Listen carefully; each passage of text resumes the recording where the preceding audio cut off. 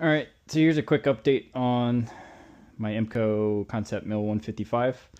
It used to be here. I've since flipped it and then spun it 90 degrees, so it's now kind of in this corner where the little office where my 3D printers and stuff are. Gives me a nice little walkway corridor here to work. Eventually get some kind of toolbox, tool cabinet with a basic bench there. Still probably have about 3 feet operate keyboard and controls. Plenty of room to get in here. Added, actually that light was there. I added this little strip light. These little spots were here just to kind of shine down into the machine. You know, once I get the machine lights on, it should be pretty bright in there.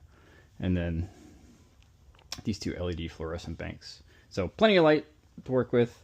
This is a little Pelican case I got with drawers that I've kind of grid-finity'd up a little bit and started. I've got some collets and some tooling started and stuff.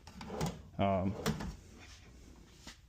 like it on the floor, but until I figure out what I want to do back here, I'll do that. And then lovely view outside.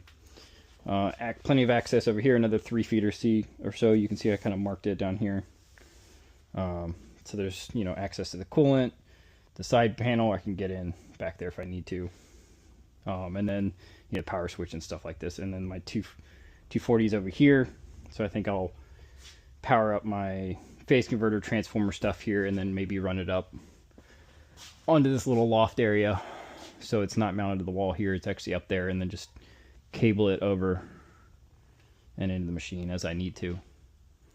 And then I think I'm going to do maybe like a temporary plastic curtain, you know, just to keep it separated from the wood shop side when I'm doing heavy wood shop stuff. Something to think about there. But yeah, there's the machine, and then I got some goodies here.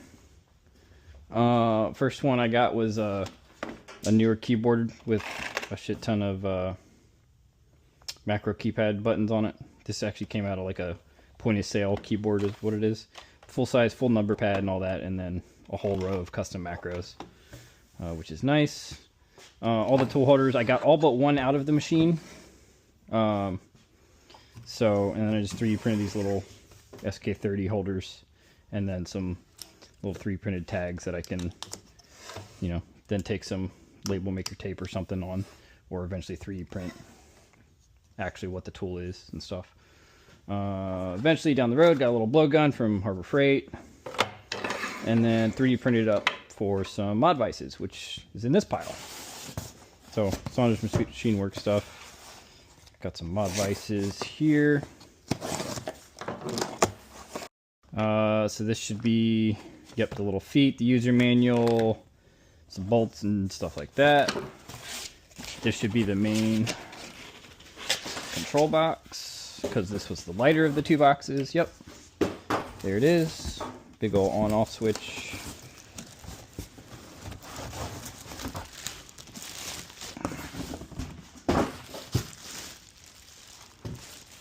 Nice. So this I might mount on the wall here somewhere, probably so it's closer that way. But also, since I can get a remote start cable to like lengthen this one, so I may even mount this up here just so it's out of the way, and then cable it down. Okay, and then this is the 150-pound something. This should be the motor.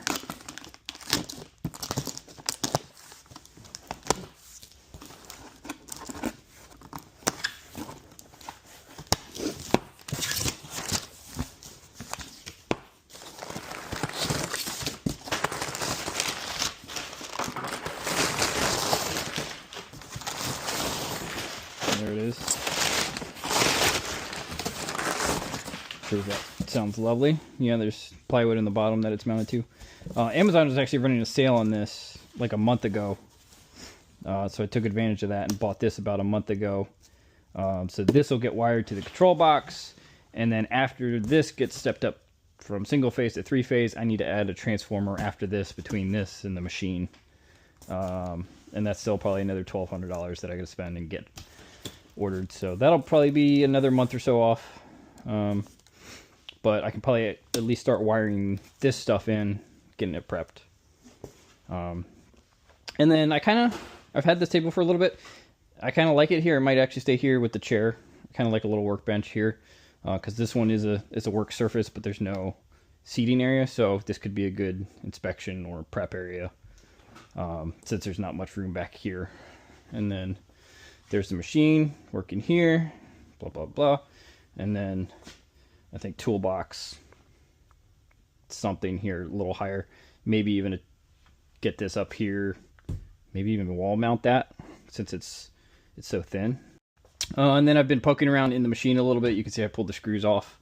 So this, they said this was like a 10.7 inch touch, or 10.7 inch screen, I think. So I got like a 10 inch touch screen, which is actually a little bit smaller than this one.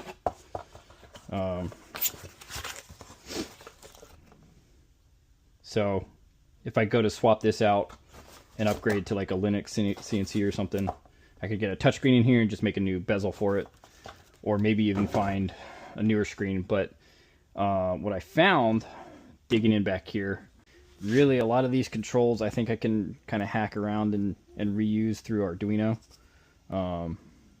Yeah, so I think definitely these buttons I can kind of repurpose. I think these I can repurpose. These will take a little bit of work to redo, but all of these buttons can be reused and then actually add in a couple more. These can be redone, and then I think it's just a matter of getting a different driver board for that monitor or wherever it goes into this PC.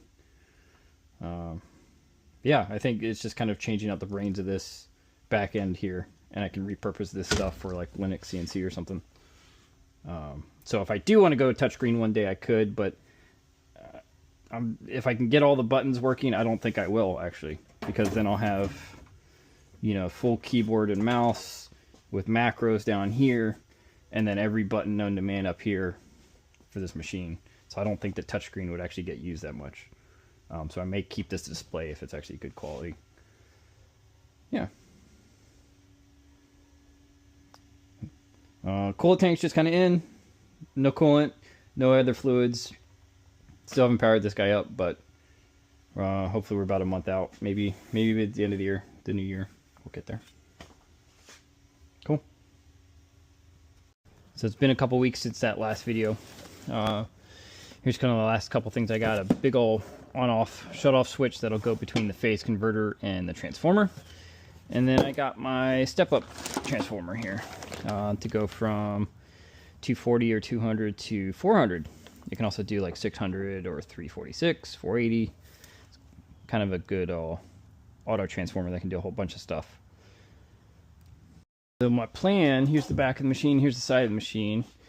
I've got my phase converter mounted up here now. I think I'm going to do my cutoff switch between the phase converter and the transformer.